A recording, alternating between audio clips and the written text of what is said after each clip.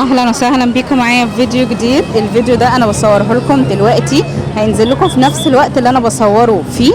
احنا دلوقتي على شاطئ من شواطئ اسكندريه المندره. صورت لكم الشاطئ بالتفصيل، بس الفيديو ده عامله لكم مخصوص عشان اقول لكم بعد قرار منع نزول الشواطئ في اسكندريه ليلا. طبعا انا نزلت لكم فيديوهين قلت لكم في القرار الجديد اللي نزل في اسكندريه، والقرار ده بيقول ان بعد الساعه 8 مفيش نزول الشواطئ في اسكندريه، وده ممنوع لان طبعا بقالنا فتره كبيره من اول الصيف والصيف اللي فات ناس كتير كان بتنزل البحر في اسكندريه لحد الساعه 2 ولحد الفجر تقريبا ما كانش فيه مواعيد لنزول الشاطئ، رغم ان خلاص بيكونوا الغواصين والناس المسؤولين في الشاطئ بيحاولوا يطلعوهم برضه ما بيطلعوش وبينزلوا وبيصروا. ده بقى نزل قرار رسمي ان هو خلاص بعد الساعه 8 مفيش نزول الشاطئ. زي ما حضراتكم شايفين كده بيبتدوا يطلعوا الناس من الميه، لان خلاص الساعه دلوقتي 8 الا 5 يعني، وانا معاكم في الفيديو كده مش هنكمل 5 دقايق وهيبتدي ان الشاطئ اللي ورايا، الشاطئ اللي ورايا ده الاثنين في المندره اللي قدامي على طول شاطئ العصافره، واللي ورايا شاطئ من شواطئ المندره. هتشوفوا دلوقتي على طول ان هو بيخرج الناس من البحر وخلاص كده، وفي ناس لسه بتبتدي ان هي بتيجي، وزي ما قلت لكم الناس بتبتدي ان هي تيجي وتدخل وعايزه تنزل البحر.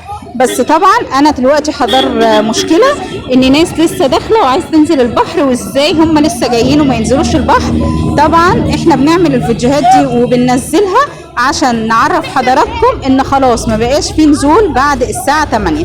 اللي حابب ينزل البحر معايا من اول الساعه 7 الصبح لحد الساعه 8 بالليل، 8 ودقيقه خلاص ما بيبقاش في حد في الميه في شواطئ اسكندريه. طبعا اول فيديو انا قلت لكم فيه الخبر ده، والفيديو اللي بعده قلت لكم هنتاكد القرار اتطبق ولا لا. واحب كمان اقول لحضراتكم ان احنا لازم نلتزم بالقرارات دي، لان الشواطئ هي المفروض ان هي عليها غرامه.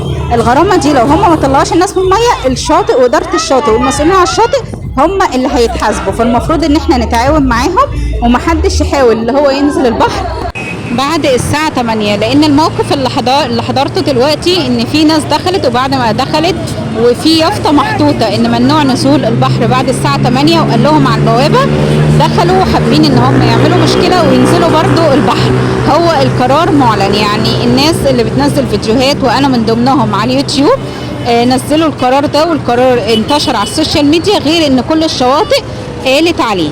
فحبيت ان انا برضه اكد عليكم تاني اوريكم اهو. بص انا طلعت صورت لكم من بره، في ناس يعني هم طلعوهم من البحر، شايفين قدامكم البحر فاضي ازاي ولسه الدنيا نور منوره قدامكم. طبعا الدنيا بتليل في الصيف متاخر من اول الساعه 9 كده، وطبعا انتوا عارفين الناس كانت بتنزل البحر لحد امتى، فشايفين البحر ازاي فاضي.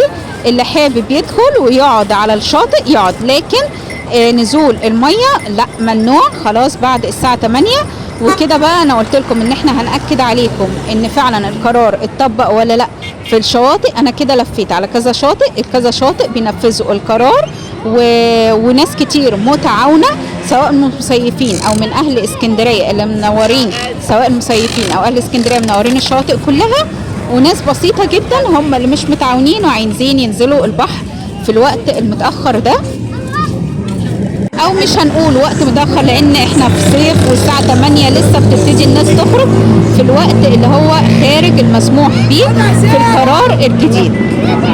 حبيت برضو ان انا اصور لكم الفيديو انزله لكم في نفس الوقت اللي انا صورت فيه، وابلغكم ايه اللي حصل. كمان في الجوله دي صورت لكم الشواطئ اللي فتحت جديده في اسكندريه، هنزلها لكم على القناه. ما تنسوش طبعا لو انتم مشتركين القناه فضلا وليس امرا ان انتوا تعملوا لايك للفيديو، ولو انتوا لسه اول مره تدخلوا على القناه بتاعتي وتتفرجوا على قناه يوميات نور، ما تنسوش ان انتوا تعملوا اشتراك تفعيل الجرس ولايك للفيديو وتشوفوا بقيه الفيديوهات على القناه.